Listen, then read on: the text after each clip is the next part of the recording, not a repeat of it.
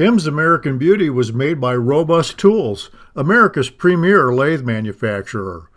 Quality hardened tool rests and live centers too. Robust.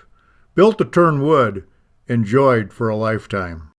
Thompson Lathe Tools. Welcome to a new level of professional wood-turning tools. Made by a woodturner, for woodturners.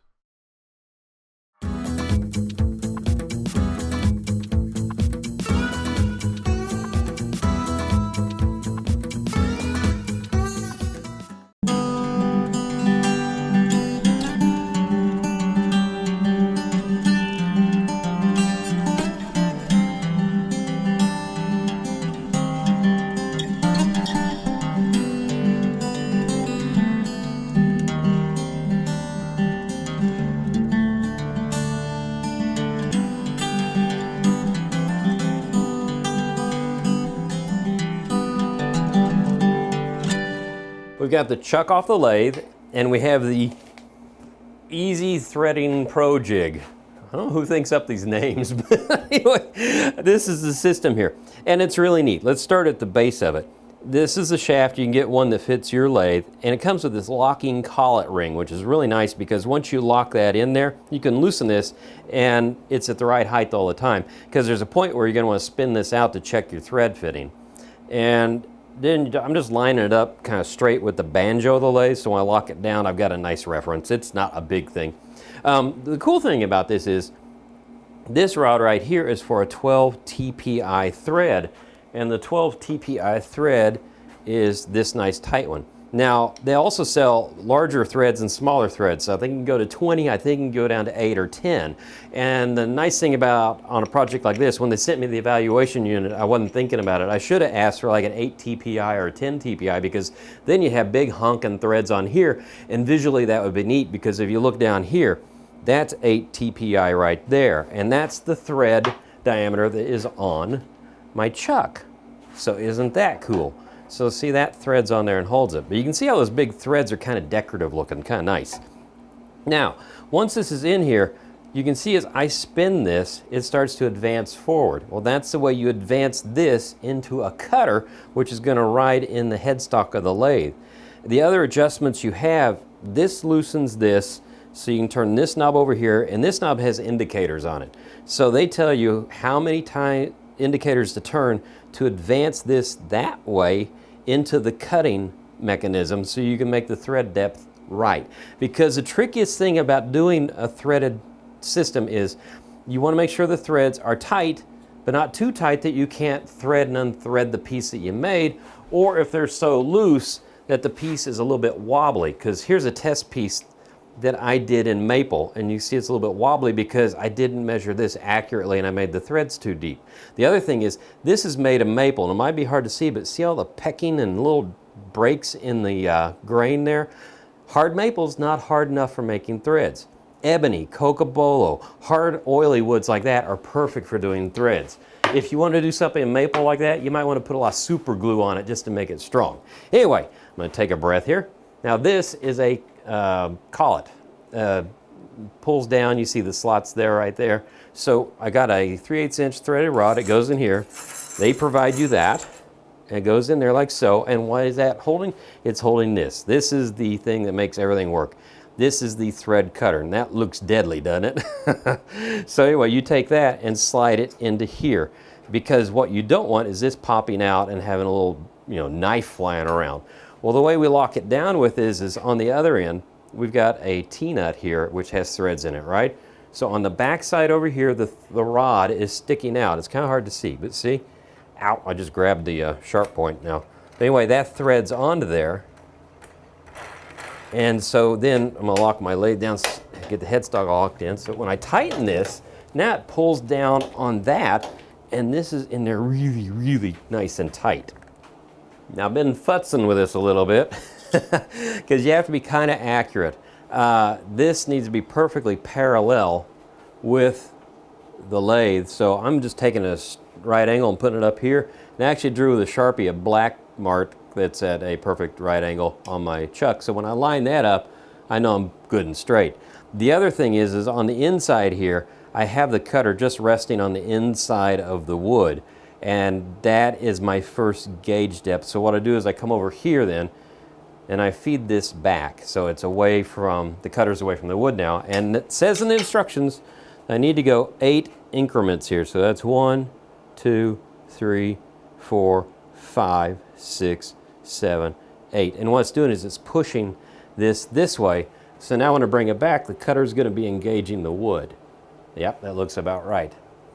What they do recommend is that you, here we go, that you put the speed up as high as you can when you do this.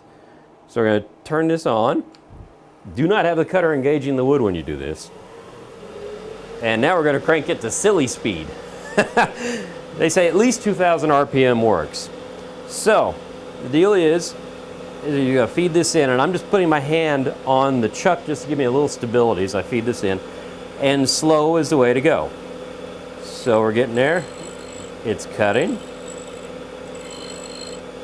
And the deal is that you want to take a little wood off at a time. So if I find out that this isn't cut as deeply as I need it, I just simply back it off, do a couple more screw movements on there, and I have a better thread. And how do I know if I haven't gone deeply enough? Well, you'll see if the thread on the inside has a flat edge on it instead of having a point, then you haven't gone deeply enough. And I can tell already that I'm not quite deep enough on this. The other thing is I drilled this hole over 1 inch deep, right? It's a 2-inch blank, so it's like 1.5 inches deep. Well, I'm being smart. I'm making 2 nuts here if I want to. That way you can have a spare one. You can, if you want to make a bunch of these bolts and nuts, it's a quick way of making more than 1 nut at a time. So I'm going to feed that in there. One thing I did learn, do not blow the shavings out while you're doing this, because it can actually bind up in the bit and cause a little bit of a catch. The other thing is that, okay, I'm there. Now I want to just carefully turn this off. It's going to wind down. And now we can blow into the cut.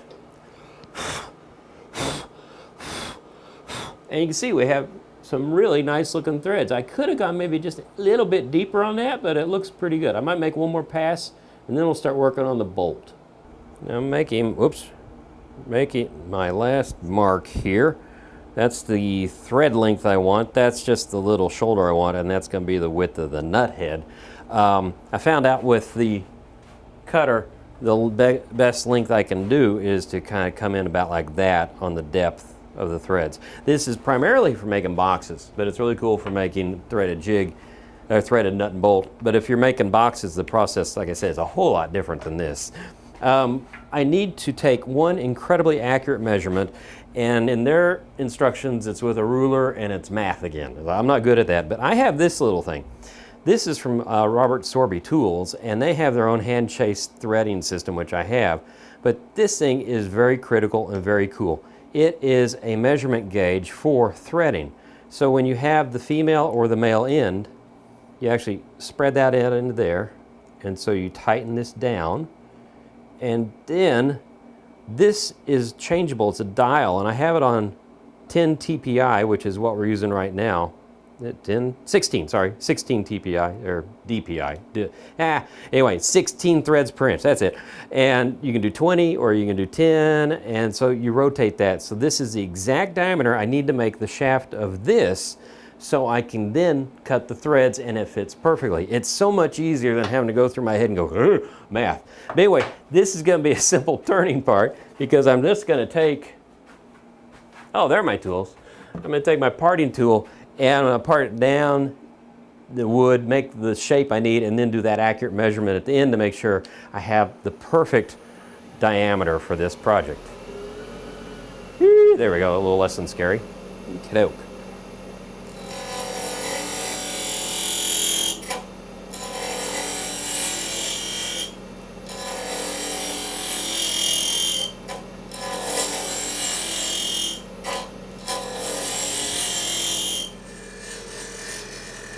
Now I've shaped everything the way I want it right now. I've kind of curled that edge like we did on the nut. And now I'm making the diameter cut here. You're going to be very careful on this and make sure that you're just right. There we go. Now you can see I've also made one there, and one there. The whole idea now is I just want to come back with a parting tool, leave it just barely proud, like so. Then I'm just going to bring the parting tool across until I get rid of the shadow lines. That's why I have my light at a little bit of an angle so I can see those edges. And if you're going to make an error, make it on the fat side. If you make it too thin, your threads will never fit. If you make it too thick, you might have to make 2 or 3 passes to get your threads cut to the right depth to make it fit inside the nut. But it's a lot better to do that because, as we always say, what? You can never put wood back on. So once I get this down to the right diameter, then we're going to start cutting the threads on this end. This end, the bolt, the bolt. We'll cut them on the bolt. Okay, now we're turned around and everything, and I didn't mention it, but remember I put this in the chuck for the last little bit of turning because it has to be in the chuck to be able to hold it to do this part. Also, I chamfered that edge a little bit right there too, so I have a 45-degree angle going in. So I've set everything up, and I followed their instructions on the depth and everything. So we're going to crank this up and start turning the male threads. And we'll feed it in slowly.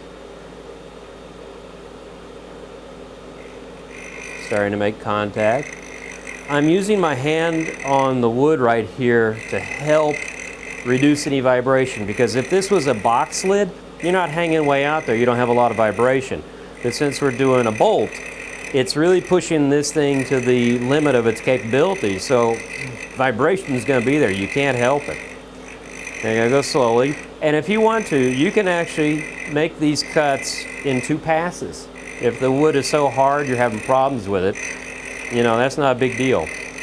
But one really cool aspect about this whole system, let me get another thread or two turned on here, is that the depth gauge, that collet ring, which holds everything in place so it goes in the same spot.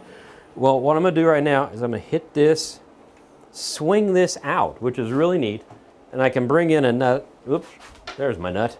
Bring my nut in and check to see if it's going to thread on. And oh, that is perfect. That is great. So I know that's working good, right? So how do I get it back? Well, you just take it back and just seat it gently in the cut that you're making, and you lock it back down, so now you're back on track again. So I'm just going to put a little pressure to the outside just to pull it away from the wood. So you see that? Now it's not grabbing. So I'm going to do this, let it go back in, and continue making my threads. Now once we're done with these, we're going to turn everything back around again and work on finishing the nut.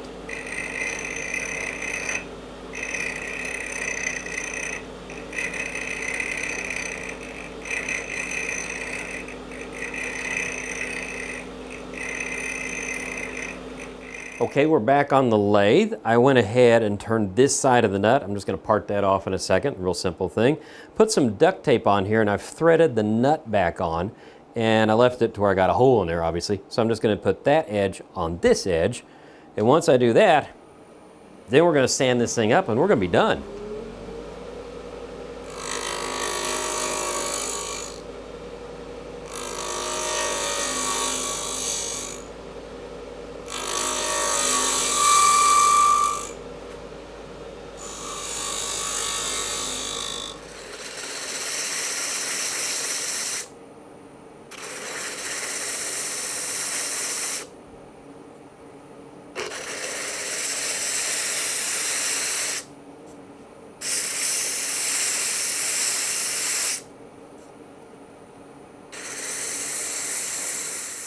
Now I'm taking some Renaissance wax, which I love, and really other than sanding to the sides, this is all tool finish on here, and it looks really nice. Cocobolo is a beautiful wood, and look at that. I only sanded this to 320. You could go crazy if you want to, but I think this is nice. It's going to be handled, so any finish you put on there will just kind of rub off after time, and you don't want to put really a polyurethane on the threads because that might clog them up a little bit too much. One thing is if your threads are a little sticky, this wax will also help with that. But anyway, that is how you make a threaded nut and bolt. Kind of fun. Just follow the instructions, so now you know the nuts and bolts on how to make a nut and bolt with threads. Until the next time, keep turning. I love that.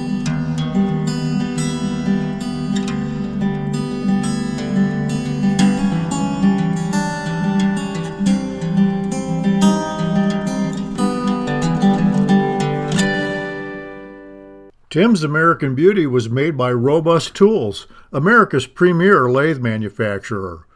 Quality hardened tool rests and live centers too. Robust. Built to turn wood.